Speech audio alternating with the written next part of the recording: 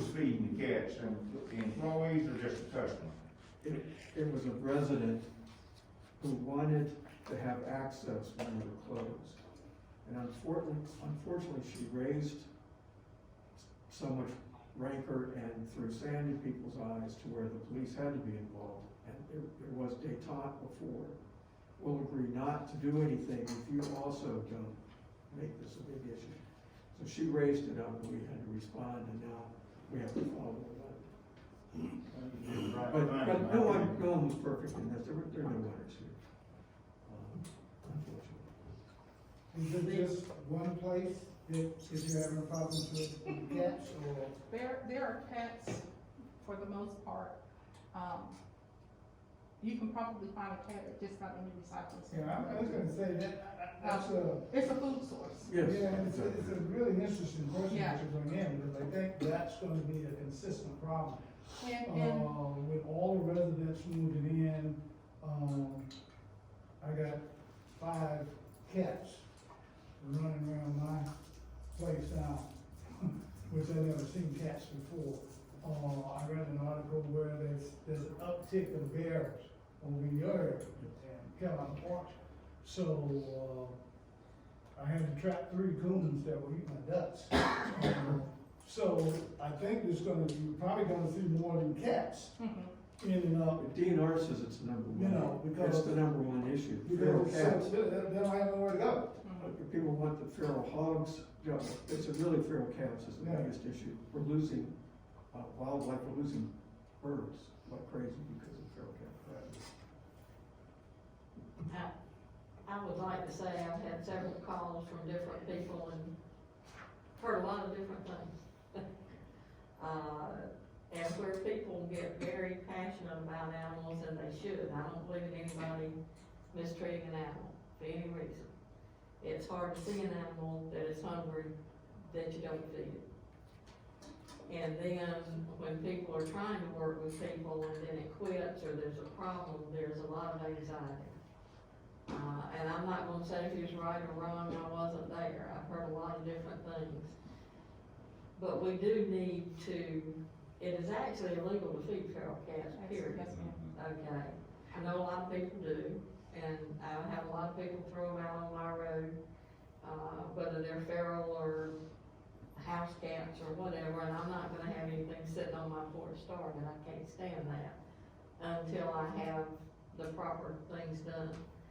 But we do need to reinforce when you have your training days, that our people don't feed them and water them, no matter how sorry they feel, they need to call the correct people to pick them up.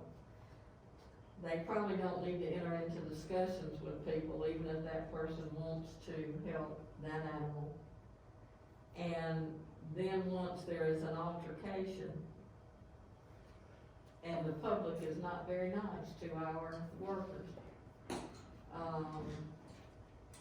we need to rise above that as a worker at that station and not threaten dire consequences to things and cause a worse situation. So we might just, we can't have it, there's no doubt about that. But when you're having your training things here, you just might want to tell them those are bad situations to get involved in. Yeah, and that's one thing that we've talked about in the past with flight attendants. Because this is such a serious situation, and it can be found at just about any recycling center we go to. The letter that's in your packet that's signed by myself, Jamie Stokes, and Jeff Minshew was not only faxed to every recycling center, it was personally mailed to every site attendant to their home. That's how serious we took this situation. So we didn't want the happenstance of it was faxed and I never saw it to happen. Yeah.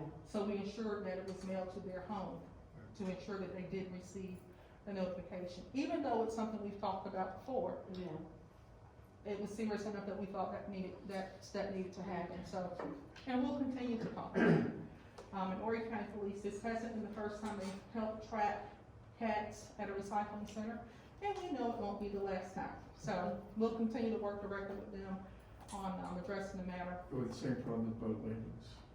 We have a number of sites where Oh, when Lake Arrowhead Mini Recycling Center, right, David, was open, just on the outside, there was a back fence, and just in the back corner of the fence, inside the fence, but in the back corner, anytime we went, there would be a bowl of cat food, and actually a cat scratch pole. And every time we would go, we'd remove it, and every time we went back, it was back. And eventually, whomever was taking care of the cats decided that they put it on the opposite side of the fence, outside of county property. Right, I can't touch your stuff on that side of the fence, no. right. I mean, And we've had people that have actually gone in our stuff after hours and done things that had no right to be there. And Yes, they ma'am. shouldn't be doing that. Yes, ma'am. But we'll keep working at it, and Thank you for presenting it to us. You went through every step properly. Thank you very much for diligently pursuing this issue. thank you. And hopefully, we can reach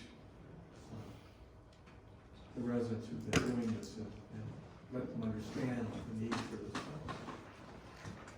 The next item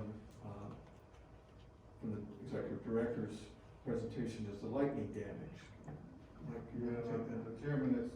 the chairman spoke about it a little bit earlier on.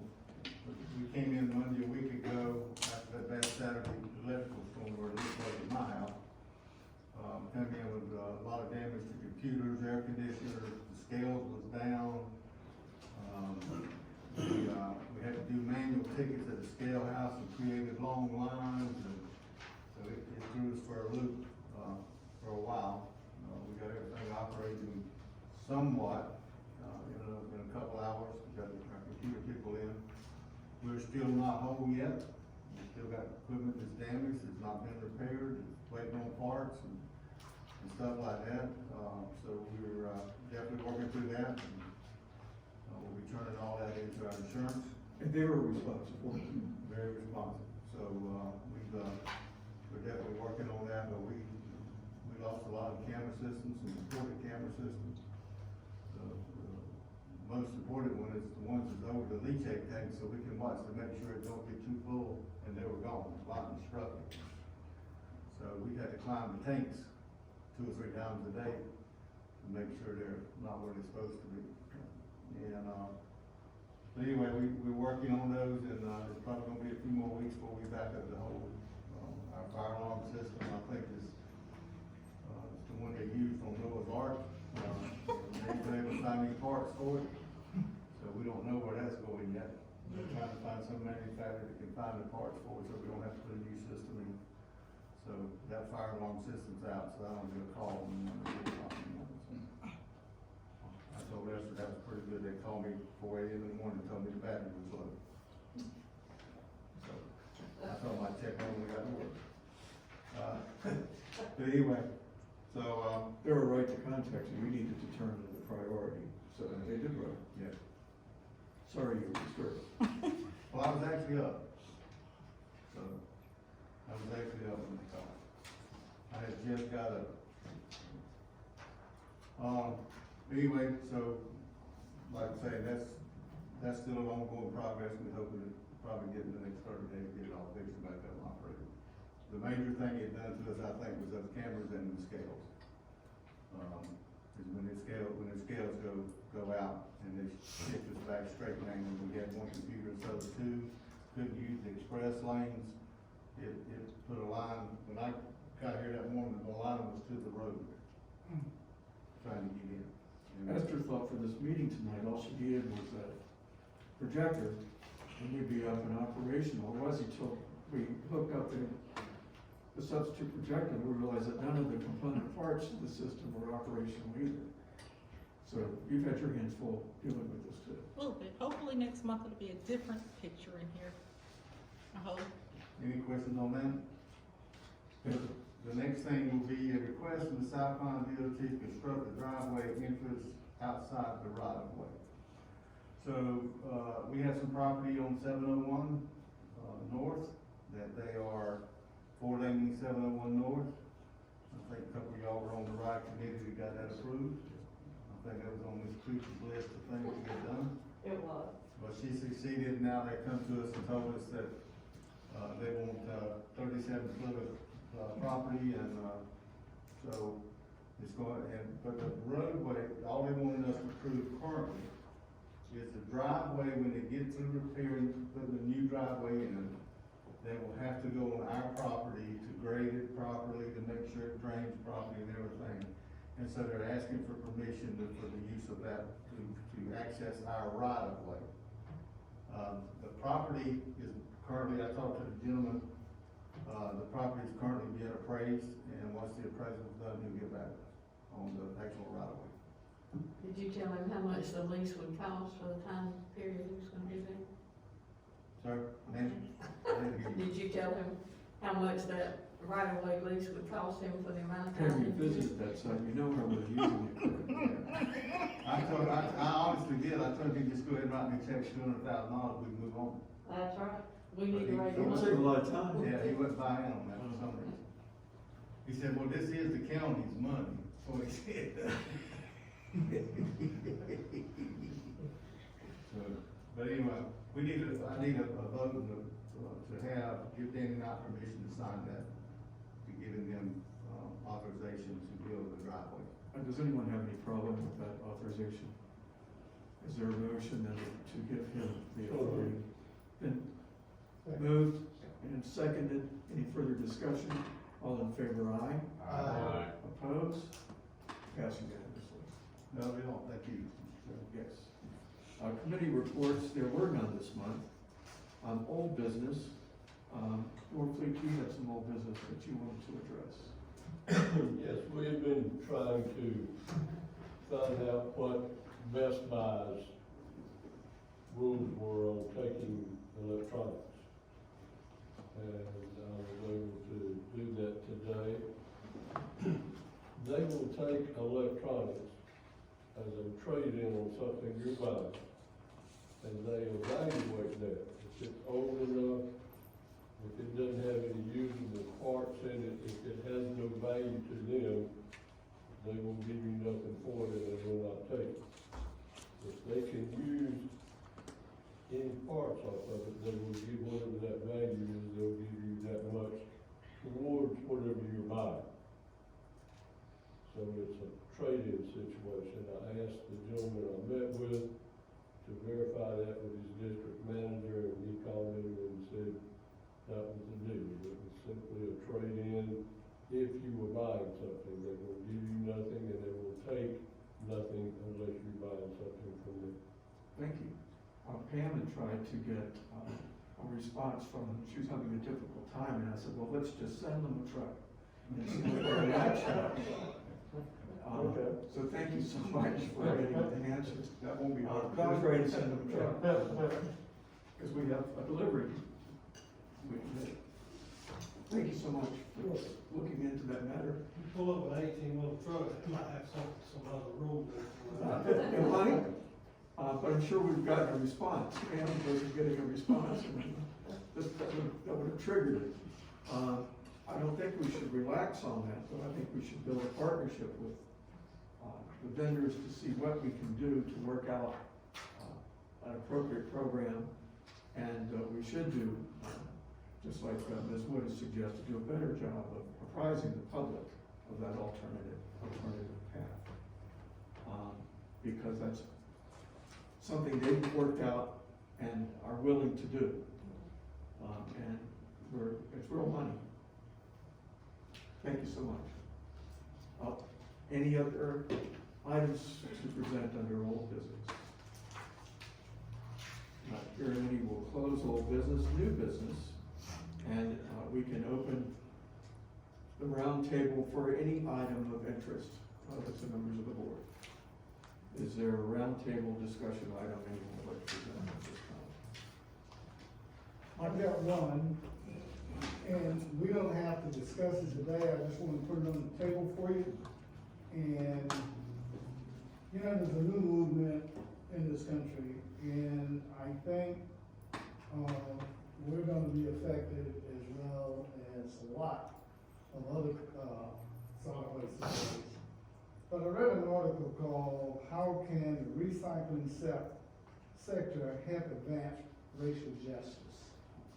And I only have the one copy, and so what I'm gonna ask Esther to do is to either put it in our package for next time, or email you a copy so you can have it, to read.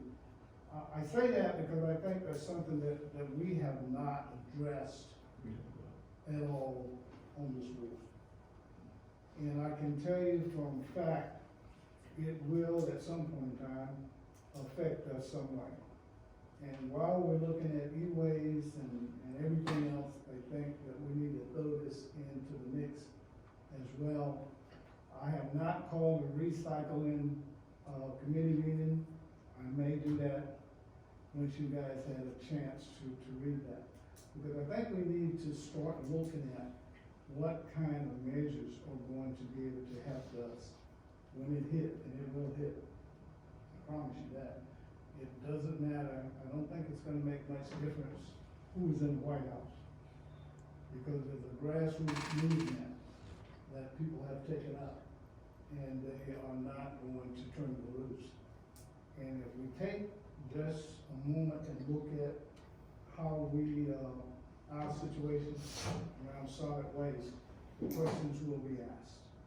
And so I'm gonna send this to you, have you have a chance to read it, and then we can discuss it, at our next board meeting, because I don't think it'd be fair to give you an article to read, right, Sam?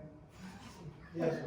I don't think it'd be fair just to hand you an article and ask you to read it and make comments on it today. So I'll have her send you a copy, we'll put it in the book, and then I'll get with Pam and probably not, Fleet, and we may just get together and have a general conversation about this, so we can have some ideas of our own, when we come back to that. Great, look to hear All right? that. Yes. That's all I got.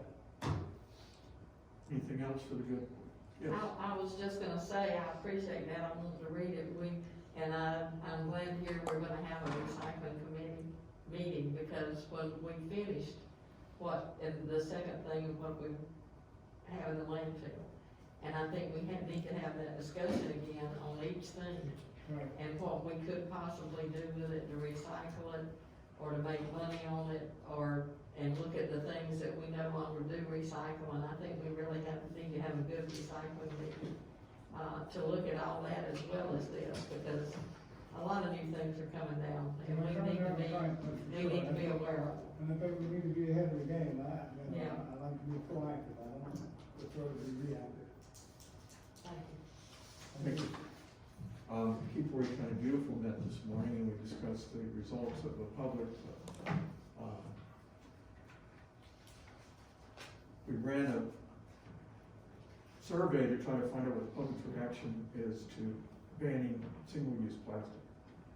And we asked them about options, and we asked them about their feelings about recycling, and 85% of people who responded recycle, which means that 15% do not. Which led a discussion of, we need to do another survey to find out what is the impediment that's keeping them from recycling. And Victoria and Kendra participated in the meeting this morning by remote, and I think if they haven't already talked to Esther, they're gonna ask for the assistance of Solid Waste Authority to work with them on this. But I think it would be valuable to learn from the public what impediments are keeping them from recycling. The waste characterization report is sad because the opportunities are being missed, and they're huge. And we need to encourage more participation. If it's structural, if it's something we can remove, we can address it. If we don't know what it is, we can't address it. Ms. Gooch? That is interesting, and we do need to do that. Doing surveys, I used to work consulting for private industry, National Testing Service for the government, Human Research and Development. And we worked with naming credit cards, worked with Listerine, big pens. And one of the things, more so than surveys, because it's hard to get people to do a survey, And it's hard to get a discussion, you can put a discussion question on there, but most people are not going to do that. But one of the things we did that we got an awful lot of input, really usable, workable input, was focus groups. And recycling to me, and what would make you choose to do that and make an effort to do that would be such an interesting thing, and it seems we have so many more people here and people interested in it. I would like maybe our recycling committee to take up a focus group. We have the rooms, we don't, you know, when we used to do that and we had 50 people, you know, we went to big restaurants and all that kind of thing and did it, or either had rooms that we had people in there. And we worked with them and went through some pretty lengthy, interesting discussions. And I really would like to see us do a focus group on recycling and what people actually want and how their perception is of what we do and what they think we should do, and the discussion of the fact, the myth, what can be done and what, and I think that would be a very productive thing to do. I agree with you, man, and that's something that, with the new era and the new wave, you don't have to limit it to Horry County. Yeah. You can do, my daughter just did a bowl justice one, and they did from Iowa to Charleston, I mean, all over. So that's something we can discuss, how we could bring together, a panel of people through Zoom to talk about what they feel about recycling and why they don't recycle if they don't. And that's something you can help us with this. I think that's a good idea. I also think we need to do a focus group on commercial people. Yeah. I'd like to know why they choose or not, because if you can get them to, it's huge. And I think we need to look at two different focus groups, one commercial and one individual. These are all great ideas, thank you. The table is still open for discussion. Any other items of interest to present? Not hearing any, is there a motion? To adjourn? To adjourn. So moved. Motion's been made and heard. Thank you so much for your attendance tonight. I think we've touched on some really vital interests that we need to pursue, and I appreciate everyone's interest in taking on issues and carrying them. Thank you so much. Thank you, Bill. Yes.